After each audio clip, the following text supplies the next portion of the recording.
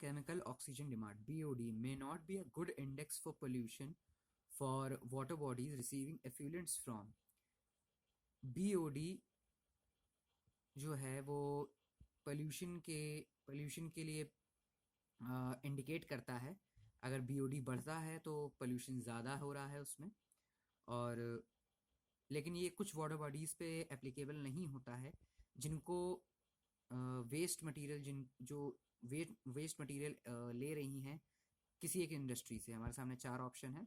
पहला है पेट्रोलियम, दूसरा है शुगर, तीसरा है डोमेस्टिक सीवेज, चौथा है डेयरी इंडस्ट्री। तो देखिए, शुगर इंडस्ट्री में भी BOD बढ़ता है, डोमेस्टिक में भी BOD बढ़ता है, डेयरी इंडस्ट्री से भी BOD बढ़ता है। तो हमें पॉल्यूशन का इससे क्लियर पता चलता है। बट ये जो पेट्रोलियम इंडस्ट्री हमें यहाँ दिख रही है,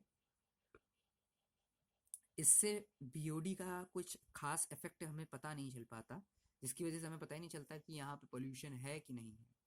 May not be the good index for pollution for water bodies receiving effluents from petroleum industry. तो 25th के लिए फर्स्ट।